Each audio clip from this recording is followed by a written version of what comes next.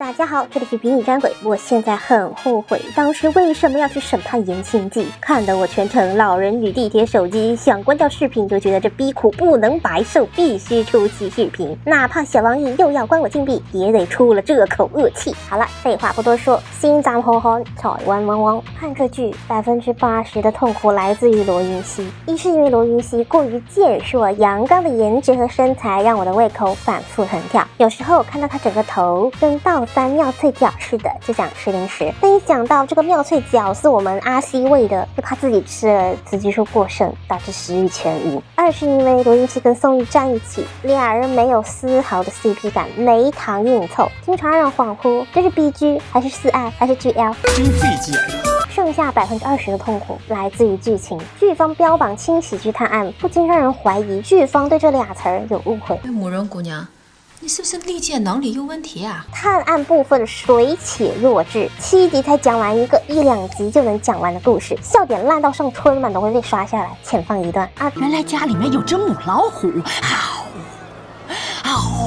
哇！你好聪明啊！我真的是母老虎，老虎，我来扎死你！我的脚趾也是会累的呀。就这个对打玫瑰的故事和墨雨云间，狐妖扑的你陶德失心疯了是吧？因为他后期视频画面过不了，所以这期说剧情的时候我会啰嗦一点，提前给大家预警了。设定上，男主是个足智多谋、面冷心热的总捕。幼年时，男主父亲被陷害，遭到追杀，男主因此撞伤头部，落下脸盲的后遗症，也就是他看不清别人的脸。如果这里没有画面，大家就自行脑补一下近视500度，摘掉眼镜，看人高色模糊的那种感觉吧。眼睛不好使，男主就靠听闻、靠动作来分辨人。女主呢，早期中了一种奇毒，每逢月圆之夜癸水就会变成不同的人，经常男女老少人山人海的。男女主的人设是套用韩剧内在美，这点剧方是承认的。套用的效果就是画技不成反类圈。介绍完人设，现在正式进入剧情。男主在查一种管控的草药鬼草，可以理解为古代版的罂粟。探查过程中，在河南遇到了一诊失真卖艺的女主。女主这段失真，感觉就是在把我的智商摁在地上来回摩擦。作为前医学生，看得发笑。是谁教你们扎百会穴、亚门穴能治斗鸡眼的呀？是谁？你们懂什么呀？这边男主跑去钓鱼执法，见鬼草下线渠道负责人白三爷，想从他这儿进货鬼草做生意。俩人借着品茶卯足那个黑社会的劲儿演呐。卢英熙这个台词，我真心想给他寄点生宝片。风是桂花飘香，花是蔷薇冲簇，雪是雪山冰泉，月是红泥小屋。台词有气无力，追踪字幕，那跟听力考试差不多。本来这一顿套近乎砸钱的，人家是准备带男主玩的，可男主呢，太心急了，上来就说要见大老板，暴露了。你就要告诉他得了。两边没谈妥，动手打了起来。白三爷嘎了之后，手下跑路，遭到了男女主的混合双打，也嘎了。出了人命，赶来的官兵就要逮男女主去见官。女主暗自窃喜，没错，她也想见南将军。一整场戏就是为了吸引南将军夫人的注意力，通过南将军夫人能找到解变身毒的灵药。一番操作之后，女主就成功混进了将军府，给夫人治银蛇皮肤病了。治病时恰逢月圆，女主就变成了一个彪形大汉秀念，或者你也可以叫她大聪明。我承认我有赌的成分。女主变男人，被夫人发现之后，惊慌逃走，误入了男主的船，在男主的帮助下成功逃脱了。这段秀艳的表演，真的不知道比男主硬来的轻喜剧强了多少倍。后面直接到工业糖精。女主逃脱后，男主偶然遇见女主，要把她带回去将军府。他把人用绳子绑了，中途遇到了追兵，两人不慎落水。男主不给人松绑，就拖着女主游。人家遛狗，你遛人是吧？女主手臂被追兵射伤了，嘎一下晕了。这时候男主还不给她松绑，就搁那啃嘴皮子肚脐。先不说水下肚脐有没有医学常识，水下压强会不会把女主呛死，把男主憋死？我特别理解国友想拍水下绝美吻戏，可问题是你们这也不美呀。啥叫水下吻戏？看看人龙传说叶西小鱼的吻戏怎么拍，人家那是真下水。你们这种垃圾抠图、垃圾特效、垃圾质感怎么敢的？还有后面那个河里大风车，刚才看一下我，你们这是绝不放过任何领域人的智商啊！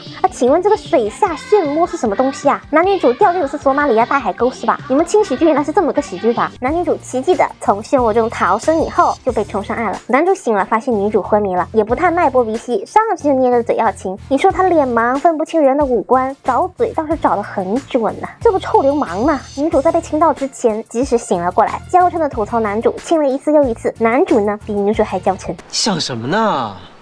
昨天我那是赌气救你命，刚刚也是想救你。写的时候我正在听画面不过神，你们看不见我们阿西那个表情，两语棱须，蹭着脸更瘦更长更娇俏，让我想起了一位故人。你干嘛？接着男主给女主爆炸3口，给女主心动坏了，看得我眉头紧锁。不如你过来，我给你治病吧。你这是斯德哥尔摩综合症加恋爱脑初期啊，大姐啊，他绑着你，害你落水受伤，水里放你风筝，明明能给你松绑，非要啃你一口，就因为给你爆炸了一下，你就信心眼了？有没有一种可能，没有他你到不了那么惨呢？而且有一点我也很迷惑，他那时候没有亮身份自己是个捕头，这种都可以说是拐带良家妇女了，你跟他走，你是怎么想的呢？后面男女主去种鬼草的村庄救小孩烧鬼草那段戏更是又臭又长，吐槽都很无聊。唯一有效信息就是有人逼村民种鬼草，女主解决问题的办法呢，就是不跟村民商量，一把火烧了鬼草地。男主说他太冲动了，他说我早就知道你想这么做了，不客气。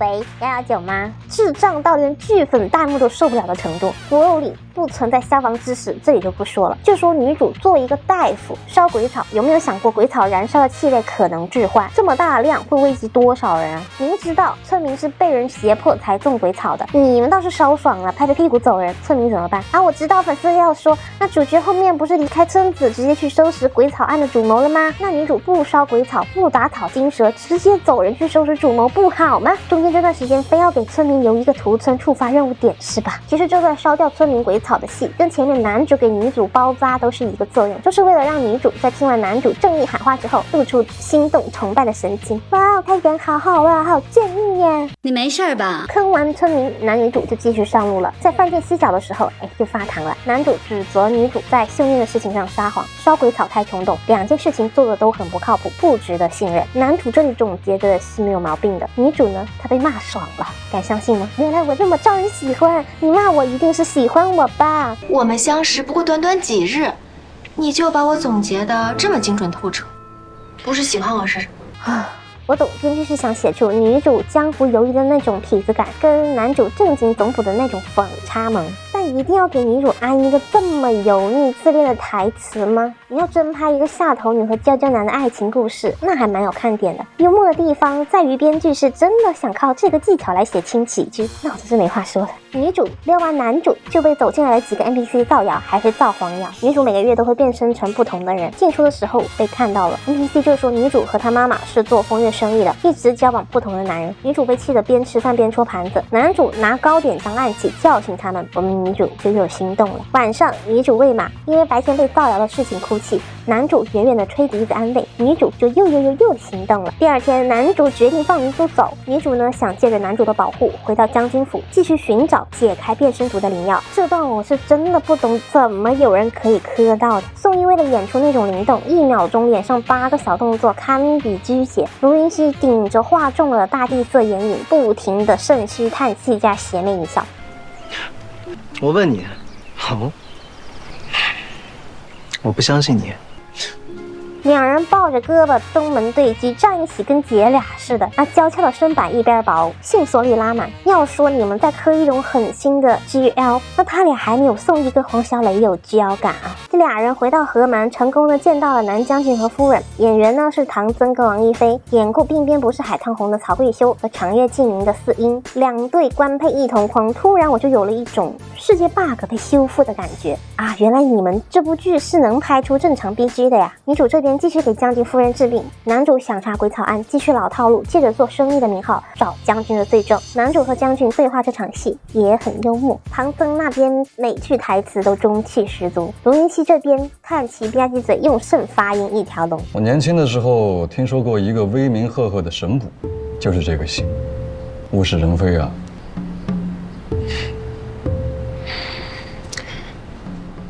小明只是一个普普通通的茶商，怎么能和大人物相提并论呢？你此前递过好几次拜帖吧？是。懂了，说吧，你要什么？中原的茶叶生意不好做，有一位朋友给小明指了条明路，来河蛮做买卖，找将军您照付。此处建议剧中阴差广告。过度劳累以后，精神不振，感觉身体被掏空。他好，我也好。这剧已经铺到广告跑光裸播了啊，那没事了。回归剧情，南将军提出想要跟他做生意，先喝酒喝过他再说。男主想起女主说过的南将军是假醉，酒有问题。为了探查实情，男主就答应了下来，有点毛熊跟白象兔子做生意的那个意思。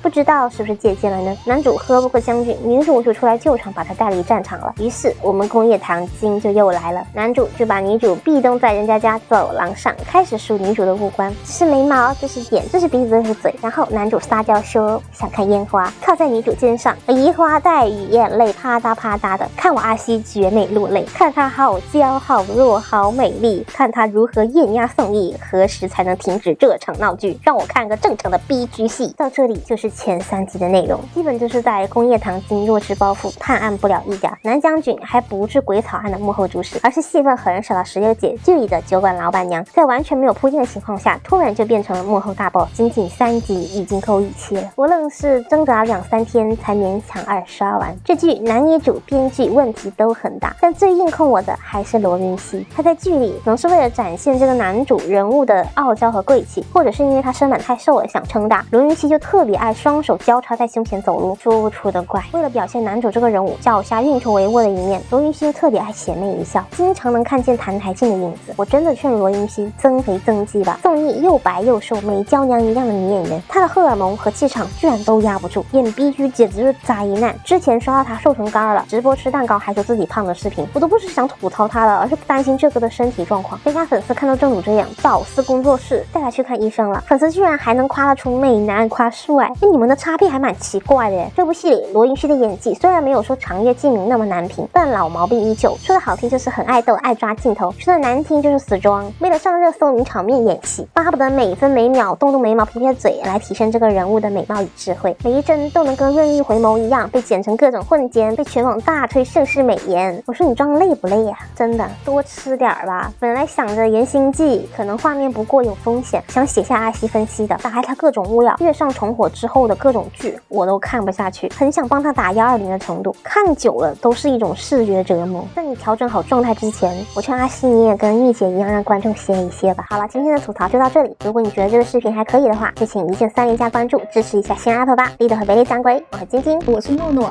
我们下期再见。